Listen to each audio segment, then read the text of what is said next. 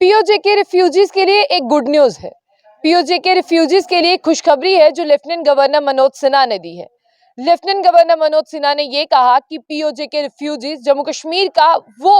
हिस्सा हैं जो काफी लंबे समय से अपनी एग्जिस्टेंस के लिए संघर्ष कर रहे हैं और पीओजे के रिफ्यूजीज के लिए अब बहुत जल्द कॉलोनीज बनाई जाएंगी और उन्हें रेगुलाइज किया जाएगा और पीओजे के रिफ्यूजीज के लिए एक भवन भी जो है वो बनाए जाएंगे। लेफ्टिनेंट गवर्नर मनोज सिन्हा ने यह कहा कि ऐसा बहुत बड़ा आंकड़ा जो है पीओजे के रिफ्यूजीज का वो मेरे पास है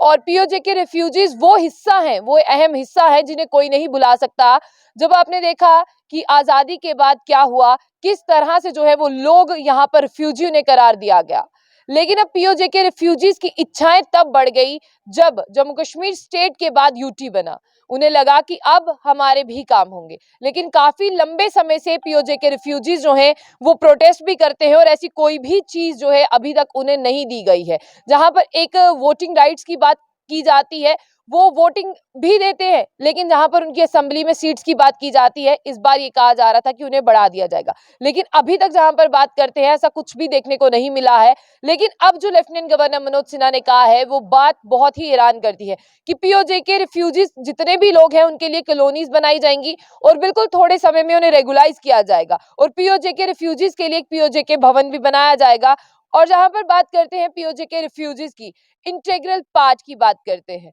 और यहाँ पर यह भी कहा जा रहा है कि 50 लाख युवा जो है वो आने वाले समय में यहाँ पर पार्टिसिपेट करेंगे और जिस तरह से बैंक्स की तरफ से उन्हें लोन दिए जाते हैं उसमें भी उन्हें सहूलियत जो है वो दी जाएंगी। बैंक्स को भी ऐसी डायरेक्शंस दी गई हैं क्योंकि आने वाले वक्त में जैसे ही इनकी कॉलोनियां रेगुलाइज हो जाए वैसे ही आने वाले वक्त में एक पॉलिसी बनाई जा रही है कि इन्हें बैंक से जो है वो लोन भी मिलेगा। लेफ्टिनेंट गवर्नर मनोज सिन्हा ने साफ तौर पर यह कहा कि गवर्नमेंट जो है वो आइडेंटिफाई कर रही है ऐसी जमीन को, ऐसी लैंड को कि जहां पर पीओजे के रिफ्यूजीज रह रहे हैं उन्हीं के पास एक पीओजे के जो है वो भवन बना दिया जाए और जहां पर पीओजे के रिफ्यूजीज जो है बड़ी तादाद में बसे हुए हैं वहीं पर उनकी कॉलोनीज बना के उन्हें रेगुलाइज कर दिया जाए। आने वाले वक्त में लेफ्टिनेंट गवर्नर मनोज सिन्हा ये कह रहे हैं बस कुछ ही वक्त लगेगा, कुछ ही वक्त की देरी है और पीओजे के रिफ्यूजीज जो है वो परमानेंटली हिस्सा बन जाएंगे और उनके नाम के आगे से जिस तरह से रिफ्यूजी की बात करते हैं उन्हें कहा जाता है कि वो रिफ्यूजीज हैं, उनकी प्रॉब्लम सॉल्व हो जाएगी और एक परमानेंट हिस्सा जो है वो जम्मू कश्मीर का बन जाएंगे। उनके पास भी सारी चीजें होंगी, राशन कार्ड की बात करते हैं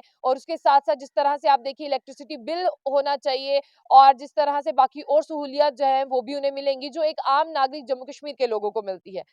आगे ये कहा जा रहा है कि जम्मू कश्मीर अब यूनियन टेरिटरी है और जम्मू कश्मीर यूनियन टेरिटरी होते हुए कश्मीरी पंडित्स और पीओजे के रिफ्यूजीज के बारे में जो है वो सोच रही है।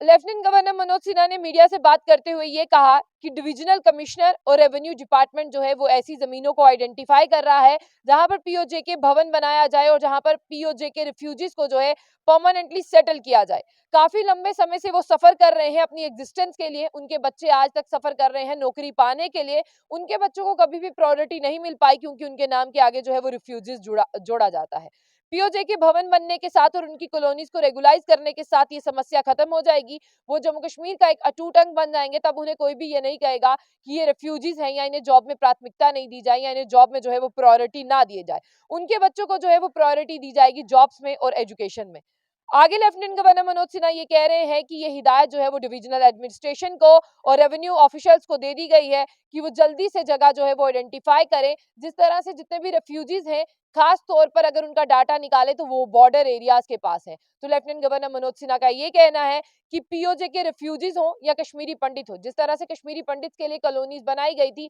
उसी तरह से पीओजे के रिफ्यूजीज के लिए भी कॉलोनीज बनाई जाएंगी। और जिस तरह से आपने देखा कि पीएम पैकेज के तले बहुत से कश्मीरी पंडित जो है वो जॉब्स पर लगे हैं, उसी तरह से पीओजे के रिफ्यूजीज के तमाम बच्चे जो हैं उन्हें भी जॉब्स पर लगाया जाएगा और ये सबूत दिया जाएगा कि प्रधानमंत्री नरेंद्र मोदी जी की जो सरकार है वो इन्हीं लोगों के बारे में सोचती है, इन्हीं लोगों के बारे में जो है वो ध्यान देती है जिन्हें पिछली सरकारों ने जो है वो नहीं देखा और जिन्हें पिछली सरकारों ने इग्नोर किया है। पीओजे के रिफ्यूजीज की बात करते हैं, लेफ्टिनेंट गवर्नर मनोज सिन्हा का यह भी कहना है कि गवर्नमेंट ऐसी स्कीम ला रही है जिसमें एक इंडस्ट्रियल एरियाज को जो है एक बहुत बड़ी क्रांति आने वाली है। 13,000 करोड़ की ऐसी इंडस्ट्री जो है वो जम्मू कश्मीर में एस्टैब्लिश होने वाली है जिसके तहत पीओजे के रिफ्यूजीज के जितने भी बच्चे हैं उन्हें पहली प्राथमिकता दी जाएगी। और अब बैंक्स को भी ये कहा जाएगा कि इन्हें ऐसा मत कहिए कि ये रिफ्यूजीज हैं, इनके लिए ऐसी पॉलिसी तैयार करें कि बैंक इन्हें लोन दे। आगे आने वाले समय में कश्मीरी पंडित के लिए जिस तरह से कॉलोनी बनाई गई है, वैसे ही कश्मीरी पंडित के लिए कॉलोनी जिस तरह से बनाई गई थी सरकार ने, वैसे ही पीओजे के रिफ्यूजीज के लिए बनाई जाएगी। और जहां पर ज्यादा तादाद में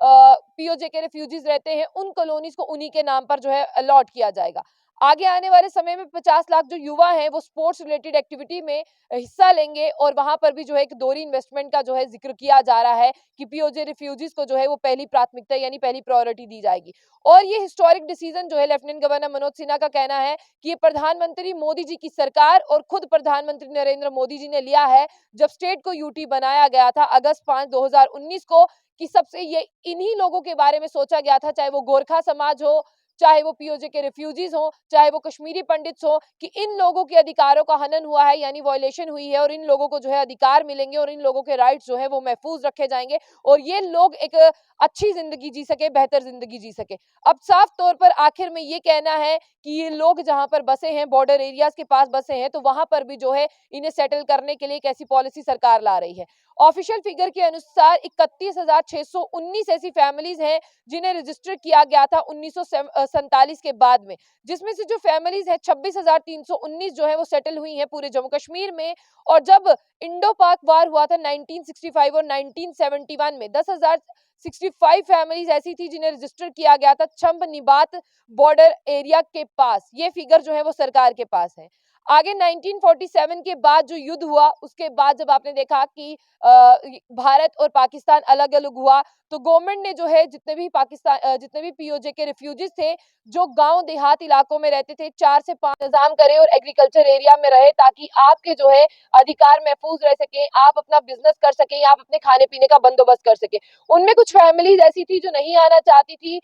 उन एरियाज में, गांव देहात के एरिया में जिन्हें एग्रीकल्चर लैंड नहीं चाहिए थी। उन्हीं पीओजे के रिफ्यूजीज को जो है वो सरकार ने अर्बन एरिया में सेटल किया, प्लॉट्स दिए, क्वार्टर्स दिए, एक्सग्रेशिया दिया, हर फैमिली को 3500 रुपए का। तो एक बड़ी खबर है पीओजे के रिफ्यूजीज के लिए और इसे आप गुड न्यूज से ही जोड़कर देख सकते हैं, क्योंकि अगस्त 5 2019 के बाद पीओजे के रिफ्यूजीज जो हैं काफी देर से ये आस लगाकर बैठे थे कि सरकार हमारे बारे में सोचेगी, लेकिन finally lieutenant governor Manoj Sinha ने अपने मुंह से जो है वो कहा है कि इनके लिए कॉलोनीज बनाई जाएंगी, इन्हें रेगुलाइज किया जाएगा और इनके बच्चों को जॉब्स में पहली प्रायोरिटी दी जाएगी और बैंक्स को भी कहा गया है कि आप इन्हें लोन्स जो है वो प्रोवाइड करना शुरू कर दें।